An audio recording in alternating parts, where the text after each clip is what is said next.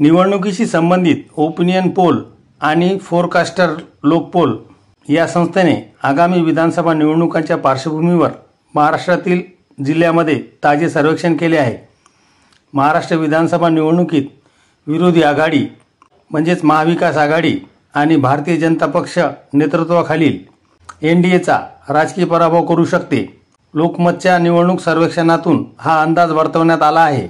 महाराष्ट्रातील विभागानुसार निवडणूक सर्वेक्षणात कोणाला किती जागा मिळणार याबाबतचा हा अंदाज लोकपोलच्या सर्वेक्षणाच्या निष्कर्षातून समोर आलेले आहे की महाराष्ट्रात सत्तेत असलेल्या महायुतीला 115 ते 128 जागा मिळू शकतात, तर त्यांची मतं 38 ते 41% असू शकतात। सर्वेक्षणाच्या निष्कर्षातून असे समोर आले आहे की विरोधात असलेल्या महाविकास आघाडीला 141 ते 154 जागा मिळू शकतात, तर त्यांची मते 41 ते 44% असू शकतात। ग्राउंड सर्वेक्षणानुसार इतरांना तेथे 5 ते 18 जागा मिळू शकतात आणि त्यांच्या मतांची टक्केवारी 15 ते 18% असू शकते। लोकपोलने महाराष्ट्रात झोननिहाय केलेल्या सर्वेक्षणाचा निष्कर्ष अतिशय खळबळजनक आहे। पहिला झोन म्हणजे विदर्भ। येथे एकूण 62 विधानसभा मतदारसंघ आहेत। या झोनमध्ये महायुतीला 15 ते 20 तर महाविकास आघाडीला 40 ते 45 आणि इतरांना 1 ते 5 जागा मिळू शकतात असा निष्कर्ष समोर आला आहे। येथे लोकांचा कौल काँग्रेसच्या बाजूने झुकल्याचे समोर आले आहे। अनुसूचित जाती जमाती मतदारांचे ग्रामीण भागातील समस्यांसह एकत्रीकरण हा एक महत्त्वाचा घटक आहे। सोयाबीन आणि कापसाच्या भावाबाबत तेथील शेतकरी प्रचंड संतापलेले आहेत। दुसरा झोन म्हणजे खान्देश झोनमध्ये विधानसभेच्या एकूण 47 जागा आहेत। येथे सत्ताधारी महायुतीला 20 ते 25 आणि महाविकास आघाडीला सुद्धा 20 ते 25 आणि इतरांना 0 ते 2 जागा जिंकता येतील।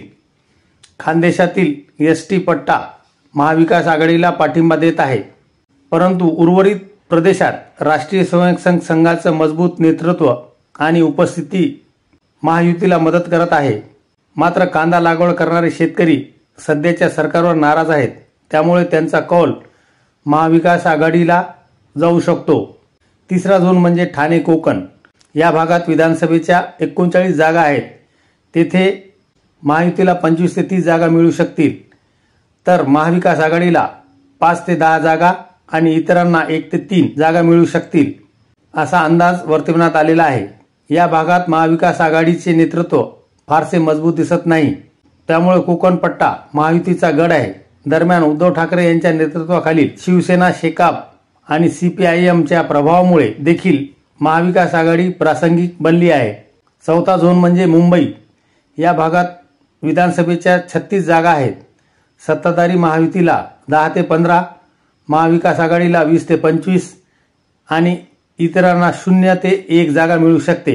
मुंबईत उच्चभ्रू विरुद्ध मध्यमवर्गीय असा निवडणुकीचा मुद्दा असतो। उद्धव ठाकरेंच्या नेतृत्वाखालील शिवसेनेकडे मुंबईतील सर्व मराठी मतं पाहायला मिळत आहेत, तर काँग्रेसला मुस्लिम वोट बँकचा फायदा मिळेल। अशातच भारत जोडो न्याय यात्रेचा काँग्रेसला मोठा फायदा झाल्याचेही या सर्वेक्षणात पाहायला मिळत आहे। असे असले तरी देखील मुंबईत मोठा गुजराती वर्ग आहे आणि त्याचा कल भाजपच्या बाजूने झुकलेला आहे। पाचवा झोन पश्चिम महाराष्ट्र आहे, ज्यामध्ये 58 विधानसभेच्या जागा येतात। तिथे महायुतीला 20 ते 25 जागा तर महाविकास आघाडीला 30 ते 35 आणि इतरांना 1 ते 5 जागा मिळण्याची शक्यता आहे। बारामतीमध्ये मात्र शरद पवारांचीच हवा असल्याचे पाहायला मिळत आहे, तर कोल्हापुरात काँग्रेसला फायदा झाल्याचे पाहायला मिळत आहे।